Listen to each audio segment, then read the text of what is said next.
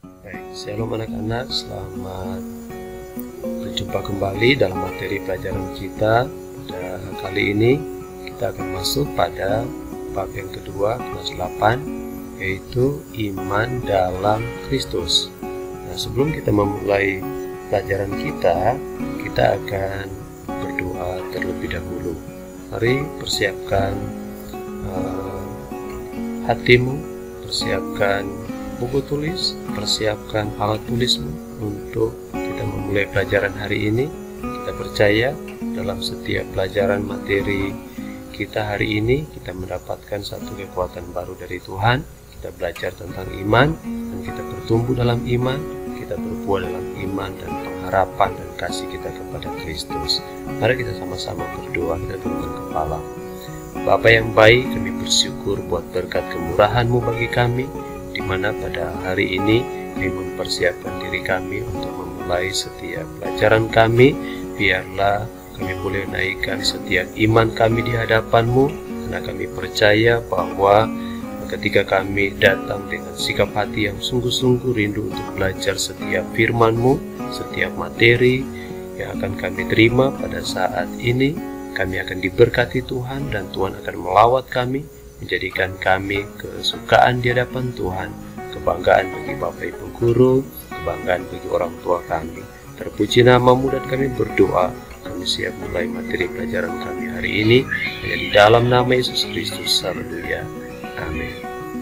Baik anak-anakku yang kekasihi di dalam Tuhan, materi kita pada hari ini yaitu bab 2, iman dalam Kristus.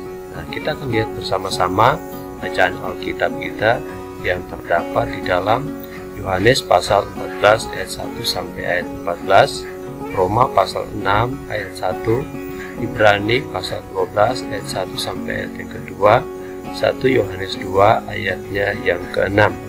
Baik, Bapak tidak akan membacakan semua dari ayat ini, tapi Bapak hanya akan membacakan di dalam Ibrani pasal 12 ayat 1 sampai ayatnya yang kedua, yaitu tema dari Lembaga Alkitab, nasihat supaya bertekun dalam iman. Karena kita mempunyai banyak saksi, bagaikan awan yang mengelilingi kita, marilah kita menanggalkan semua beban dan dosa yang begitu merintangi kita, dan berlomba dengan tekun dalam perlombaan yang diwajibkan bagi kita. Marilah kita melakukannya dengan mata yang tertuju kepada Yesus, yang memimpin kita dalam iman, dan yang membawa iman kita itu kepada kesempurnaan, yang dengan mengabaikan kehinaan, tekun memikul salib ganti sukacita yang disediakan bagi Dia yang sekarang duduk di sebelah kanan tahta Allah. Nah, itulah bacaan kita dalam Ibrani pasal 12 ayat 1 dan ayatnya yang kedua, yaitu supaya kita bertekun dalam iman kita kepada Yesus Kristus sebagai Gembala Agung kita, sebagaimana Yesus pun telah mati di atas kayu salib untuk memberi keselamatan bagi kita semua. Dia memberikan anugerah, yaitu iman untuk kita percaya kepada Dia, agar kita memperoleh kehidupan kekal. Ada beberapa uraian materi yang akan kita belajar bersama-sama pada hari ini. Yang pertama yaitu makna di dalam Kristus. Yang kedua, akulah jalan, kebenaran, dan hidup. Yang ketiga, hanya kasih karunia. Yang keempat, yaitu respon terhadap anugerah Allah. Jadi inilah uraian materi yang akan sama-sama kita pelajari pada hari ini, yaitu makna di dalam Kristus, akulah jalan, kebenaran, dan hidup, hanya kasih karunia, respon terhadap anugerah Allah. Baik, yang pertama kita akan belajar bersama-sama yaitu makna di dalam Kristus.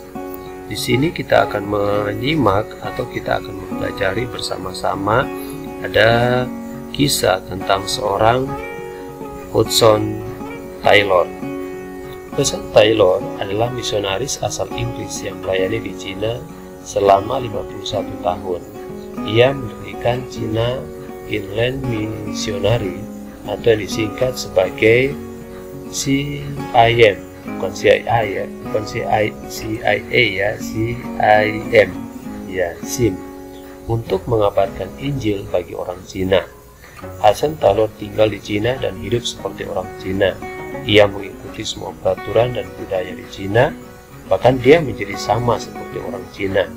Ia menyelami budaya dan bahasa Cina supaya dapat memahami bangsa itu sehingga banyak orang dimenangkan bagi Kristus.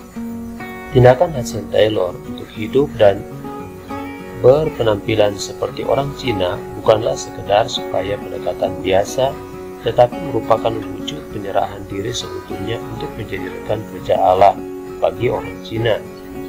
Ia hidup dan turut merasakan kehidupan mereka agar dapat melayani dan menyampaikan Injil sehingga diterima oleh bangsa tersebut. Dalam 1 Yohanes pasal 2 ayat 6 tertulis, barang siapa mengatakan bahwa ia di dalam dia wajib hidup sama seperti Kristus telah hidup. Roma 8 ayat 1 mencatat, demikianlah sekarang tidak ada lagi penghukuman bagi mereka yang ada di dalam Kristus. Dan masih banyak ayat lain yang berbicara tentang di dalam Kristus. Ayat-ayat tersebut hendak menekankan bahwa ada keistimewaan bagi orang-orang yang berada di dalam Kristus yang tidak dimiliki orang di luar Kristus. Kalimat di dalam Kristus Yesus dalam tulisan teks asli bahasa Yunani adalah tois en Christo, lesou, berarti berada di dalam persekutuan dengan Yesus. Dalam Kristus tentu sama dengan menganut agama Kristen. Berada di dalam Kristus berarti wajib hidup sama seperti Kristus telah hidup, yaitu memiliki perilaku seperti yang diteladankan oleh Yesus Kristus. Sedangkan menganut agama Kristen adalah identitas keagamaan saja yang belum tentu berada di dalam Kristus. Orang yang hidup di dalam dosa masih terikat dengan roh jahat dan kedagingan sehingga tidak akan dapat melakukan kehendak Bapa di surga. Kecenderungannya adalah memberontak kepada Allah yang ditunjukkan melalui pola hidupnya, yaitu berbuat dosa dan hidup dalam dosa. Tetapi orang yang berada di dalam Kristus akan hidup menurut roh dan melakukan apa yang dikehendaki Allah. Itu sebabnya tinggal di dalam Kristus berarti beriman di dalam Kristus. Beriman kepada Kristus, hidup dengan melakukan apa yang dikehendaki oleh Kristus itu sendiri. Keadaan yang membebaskan seseorang dari penghukuman kekal. Beriman di dalam Kristus berarti hidup meneladani Kristus, percaya dan menerima pengampunannya, serta hidup bergantung pada pimpinan Roh Kudus untuk melakukan segala sesuatu yang sesuai dengan pikiran, perasaan, dan kehendak daripada Bapa di surga. Jadi makna di dalam Kristus adalah, perhatikan baik, mempercayakan diri dan melakukan seluruh kehendak Allah. Kehidupan yang merespon inisiatif Allah untuk mengembalikan manusia ke dalam rencana Allah semula, yaitu keselamatan dan kehidupan kekal bersama Allah di surga.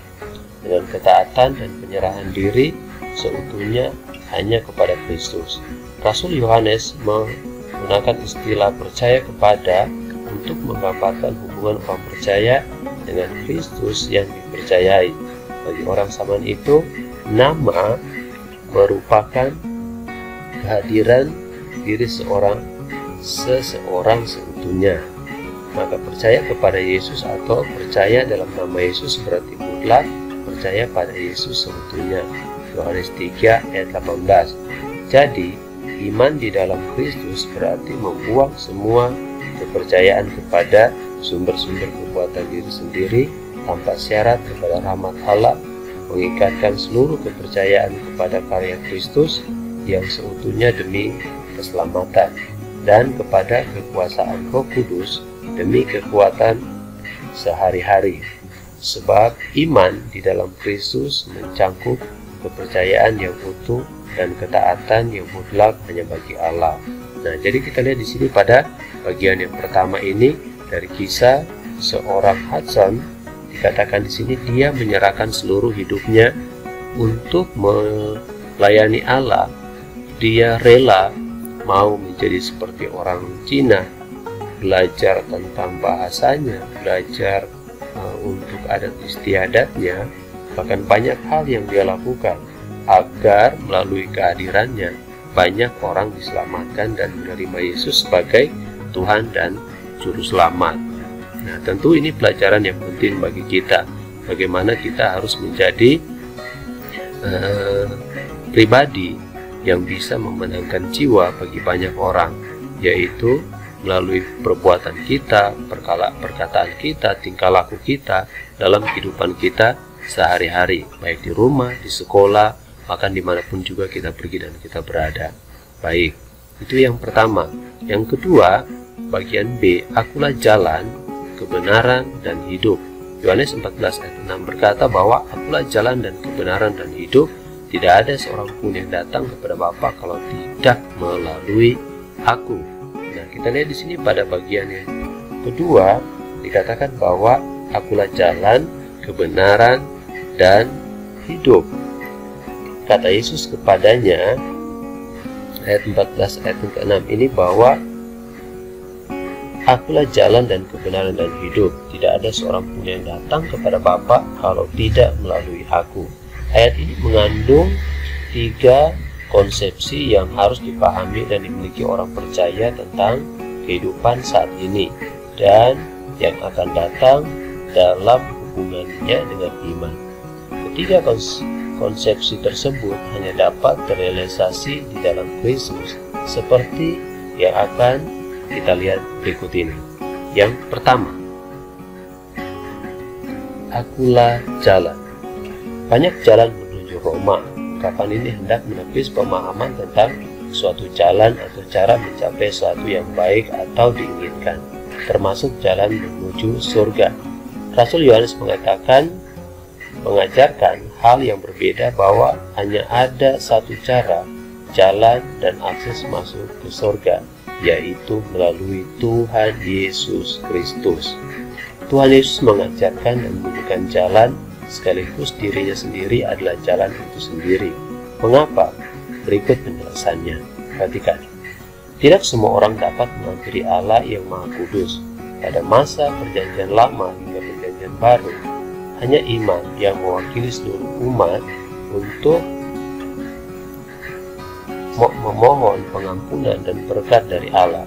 Di dalam bait Allah terdapat ruang Maha Kudus, tempat tabut perjanjian, yang hanya dapat dimasuki oleh imam 1 kali dalam setahun.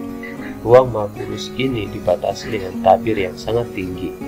Imam yang masuk ke dalam ruangan itu akan memercikan darah pada tabut tersebut sebagai tanda permohonan pendamaian dengan Allah, mewakili seluruh umat. Namun pada saat Yesus mati di kayu salib, tabir pembatas yang membatasi ruang kudus dan ruang Maha Kudus terbelah 2 dari atas sampai ke bawah. Para imam yang berada di bait Allah saat itu berlari ketakutan sebab melihat tabir yang terbelah. Mereka tahu bahwa ruang Maha Kudus harus tertutup, karena di ruang itulah Allah hadir dan mengadakan pendamaian dengan umatnya. Terbelahnya tabir itu merupakan tanda bahwa terbukanya jalan kepada Allah dan semua orang dapat menghampiri Allah. Namun hanya orang yang beriman di dalam Kristus yang dapat menghampiri Allah dan Allah akan berkenan padanya. Hal ini dapat terjadi karena Yesus Kristus telah membuka jalan kepada Allah dan dirinya sendiri adalah jalan itu. Surga hanya menerima orang yang hidup di dalam Kristus.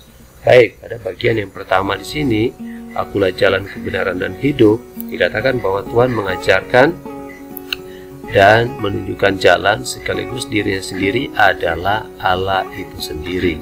Yang kedua, dikatakan bahwa akulah kebenaran. Banyak orang atau banyak guru pada masa itu memberikan ajaran kepada murid-muridnya. Ajaran guru selalu diterima sebagai sebuah kebenaran, sehingga para pengikut akan meniru dan melakukan apa yang diajarkan oleh gurunya, apapun itu.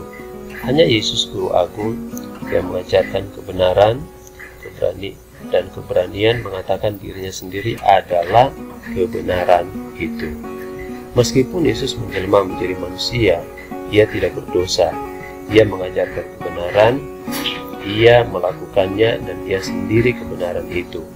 Padanya tidak ada dosa. Ibrani 4 ayat 15. Yesus satu-satunya yang benar, sehingga ia dapat menjadi penebus manusia yang berdosa. Dialah sumber kebenaran. Orang yang tinggal dalam Kristus akan dianggap benar oleh Allah karena imannya kepada Kristus, sehingga ia diselamatkan oleh karena iman itu. Oleh karena itu, percayalah kepadanya. Baik, yang kedua dikatakan bahwa dialah kebenaran. Yesus adalah kebenaran itu sendiri. Yang ketiga dikatakan di sini bahwa akulah hidup. Akulah hidup sama dengan tidak mati. Kalimat Yesus akulah hidup mengandung makna yang lebih dalam lagi. Yesus tidak hanya hidup di dalam dunia sebagaimana manusia lainnya. Lebih dari itu, maut sekalipun tidak dapat menguasainya, sebab setelah kematiannya pada hari ketiga, sebagaimana telah dinubuatkan, Yesus bangkit dari antara orang mati. Kebangkitannya adalah kemenangan atas maut. Ia hidup dan dapat memberikan kehidupan kepada manusia, bahkan kehidupan kekal. Yesuslah satu-satunya sumber kehidupan yang kekal. Akulah hidup. Maka barang siapa yang beriman di dalam Kristus akan turut dimenangkan atas maut dan menerima kehidupan kekal. Baik, itulah yang ketiga, yaitu dia berkata bahwa akulah hidup. Maka barang siapa yang beriman di dalam Kristus akan turut dimenangkan atas maut dan menerima kehidupan kekal. Yang ketiga, bagian C, bahwa hanya kasih karunia. Iman adalah kasih karunia. Semua pasti senang dan bahagia jika mendapatkan hadiah atau penghargaan, terlebih jika itu adalah imbalan atau upah yang mungkin dari sebuah perjuangan kalian, perlombaan atau kompetensi. Hadiah atau penghargaan akan diterima dengan percaya diri dan perasaan berhak atasnya. Tetapi apa yang akan dirasakan jika menerima sesuatu bukan dari hasil usaha sendiri, melainkan pemberian cuma-cuma atau gratis? Iman bukanlah pemberian Allah karena seorang berhak atasnya atau karena seorang telah memenuhi seluruh persyaratan tertentu. Iman adalah kasih karunia Allah kepada manusia yang membuat seorang dapat menaruh percayanya kepada Allah. Iman diberikan kepada semua orang tanpa pandang bulu, tetapi bukan pemberian murahan yang tidak berarti. Allah menaruh iman di dalam hati orang yang mau percaya kepadanya karena Allah mengasihi semua orang. Jadi beriman kepada Yesus atau iman di dalam Kristus bukanlah hasil usaha manusia, melainkan kasih karunia Allah yang besar dan yang harus dirawat agar bertumbuh dengan benar serta menghasilkan buah. Jadi perhatikan baik, iman adalah kasih karunia Allah, mengandung makna ketergantungan manusia secara penuh kepada Allah, dan hanya dapat bertumbuh jika seorang hidup dalam hubungan yang akrab dengan Allah setiap hari di dalam seluruh hidupnya. Jadi warna materi kita yang ketiga yaitu hanya kasih karunia Allah. Jadi kita boleh ada sampai detik ini pun semua oleh karena kasih kemurahan Tuhan, anugerah, grace yang diberikan oleh Allah bagi kita. Kita masih bisa bernafas, bergerak, beraktivitas, mengikuti pelajaran, dan lain-lain sebagainya. Semua itu adalah anugerah dan kemurahan Tuhan yang Tuhan beri bagi kita. Apatah lagi di tengah-tengah pandemi COVID ini, kalau kita boleh ada, semua oleh karena kemurahan Tuhan. Keluarga, orang tua, bapak mama masih dapat bekerja, jadi mengucap syukurlah, sebab semua itu oleh karena kemurahan dan kebaikan Tuhan. Nah, kita lihat di sini, hanya kasih karunia Allah. Yang berikutnya yaitu respon terhadap anugerah Allah. Bagaimana respon kita tentang anugerah keselamatan yang Tuhan sudah berikan bagi kita? Kita akan simak bersama-sama bahwa Allah telah memberikan iman itu tentunya hanya di dalam hati semua manusia yang percaya kepadanya. Namun, perhatikan baik, iman itu sangat bergantung pada hubungan pribadi kita dengan Allah. Melalui apa? Melalui doa, membaca dan merenungkan firman Allah, persekutuan dan melakukan kehendak daripada Allah itu sendiri. Nah, jika kita tidak memiliki satu persekutuan dengan Allah melalui doa, membaca dan merenungkan firman Allah, tidak ada persekutuan dan tidak melakukan kehendak Allah, maka saya katakan bahwa kita bukan anak-anak Allah. Bahkan kita tidak memiliki satu respon atas anugerah Allah itu sendiri. Tapi orang yang merespon anugerah Allah, dia akan hidup melalui doa, membaca, merenungkan firman Allah, dia bersekutu dengan Tuhan, dan dia melakukan kehendak daripada Allah itu sendiri. Nah, tentu tidak semua orang pengalaman hidup itu menyenangkan. Allah tidak pernah memberikan pengalaman iman yang sesuai keinginan manusia. Allah juga mengizinkan manusia mengalami berbagai masalah seperti sakit, kecelakaan, duka cita, kegagalan dalam melakukan sesuatu, dan berbagai kepahitan lainnya yang mungkin akan kita alami. Tetapi bukan berarti Allah meninggalkan kita atau umatnya manusia yang hidup di dalam Tuhan. Sebab justru dalam keadaan seperti itulah iman kita tentunya akan diteguhkan oleh Tuhan. Karena kita bersekutu di dalam Tuhan dan kita percaya bahwa Dialah yang mampu dan sanggup membebaskan kita dari segala pergumulan kita, segala permasalahan kita. Jadi Pak Guru mau kasih tahu bahwa ketika kalian memahami bahwa iman itu adalah anugerah Tuhan, maka kalian pasti akan menjadi pribadi yang suka berdoa, suka membaca Alkitab, merenungkan Alkitab, kemudian selalu ikut dalam persekutuan dalam ibadah, akan melakukan segala kehendak Tuhan. Itu adalah ciri-ciri respon kita kepada Allah yang telah menganugerahkan iman itu bagi kita. Nah, itu adalah uraian materi kita pada bagian D. Semakin akrab hubungan pribadi seorang dengan Allah, imannya akan semakin kuat dan menghasilkan buah sesuai dengan pertobatannya. Jadi kalau semakin akrab hubungan kita dengan Tuhan, maka kita percaya bahwa hubungan kita pun juga akan semakin kuat, bahkan kita akan menghasilkan buah dari iman kita itu kepada Tuhan sesuai dengan pertobatan kita. Penutup, kita lihat di sini penutup. Semua tanaman itu selalu mengarah ke sinar matahari meski harus tumbuh miring, tidak tegak lurus. Kenapa? Sebab tumbuhan memerlukan sinar matahari untuk kehidupan dan pertumbuhannya. Simak baik ya. Semua tanaman selalu bertumbuh mengarah ke sinar matahari meski harus tumbuh miring, tidak tegak lurus. Why? Kenapa? Sebab tumbuhan memerlukan sinar matahari untuk kehidupan dan pertumbuhannya. Apakah dirimu selalu condong kepada Tuhan Yesus sebagai sumber kehidupanmu? Bolehkah engkau menjawabnya? Condongkanlah hidupmu hanya kepada Tuhan Yesus agar imanmu bertumbuh kuat dan menghasilkan buah. Jadi kalian lihat di sini ilustrasi dari suatu tumbuhan yang selalu mengarah ke sinar matahari. Walaupun mungkin dia harus miring, dia harus mengalami panas terik, hujan, dan hal yang lain mungkin bisa terjadi, diinjak orang, ditebang, tetapi dia akan tetap mengarahkan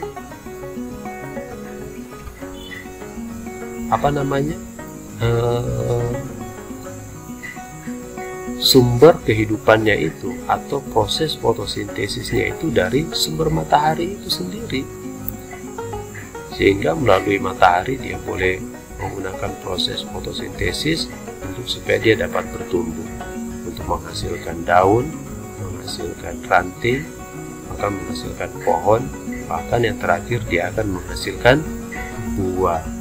Nah, jadi apakah dirimu pun selalu condong kepada Yesus sebagaimana contoh kehidupan di atas ini? Tentu ya. Condongkanlah hidup kita hanya kepada Tuhan Yesus agar iman kita bertumbuh kuat dan menghasilkan buah. Tuhan Yesus memberkati. Perhatikan untuk tugas 1. Apa tugas 1 buat kalian anak-anak? Perhatikan ya. Setelah mendengar dan menyaksikan video pembelajaran ini, apa yang akan kamu lakukan agar kamu tidak kehilangan keselamatan? Yang kedua, jelaskan pelajaran apa yang kamu terima dari seorang misionaris bernama Hudson Taylor. Yang ketiga, jelaskan makna dari ayat Alkitab berikut ini. Yohanes 14 ayatnya yang ke-6. Kalian bisa membaca Alkitab kalian di rumah. Kemudian jelaskan makna dari ayat Yohanes 14 ayat 6. Jelaskan makna iman adalah kasih karunia Allah. Yang bisa kalian jelaskan. Jelaskan apa makna dari iman adalah kasih karunia Allah. Yang kelima, buatlah 10 hal yang akan kamu lakukan untuk dapat bertumbuh dalam iman kepada Allah. Tugas yang berikutnya, yang kedua. Tugas yang kedua, bacalah Lukas pasal 8 ayat 43 sampai 48. Kemudian yang kedua, apa yang terjadi dalam kisah tersebut? Mengapa perempuan itu berani melakukannya? Tuliskanlah pendapatmu mengenai kisah ini. Bandingkan perbuatan perempuan itu dengan perkataan Yesus dalam ayat 48. Apakah Yesus menerima perbuatan perempuan itu sebagai tindakan yang benar? Tuliskan kesimpulanmu berdasarkan pelajaran ini. Yang ketujuh, hafal dan buatlah sebuah video dari ayat Alkitab berikut, yaitu Yohanes 14 ayat yang ke-6. Jadi itu menjadi bacaan atau dibuatkan video, kemudian dikirimkan kepada guru yang memberikan materi PAK ini bagi kalian semua. Nah, kemudian yang terakhir, iman. Kita harus punya iman agar kita diselamatkan. Terima kasih, selamat belajar, semangat selalu, dan beri yang terbaik untuk orang tua, amat lebih untuk Tuhan. Terima kasih, Tuhan Yesus memberkati.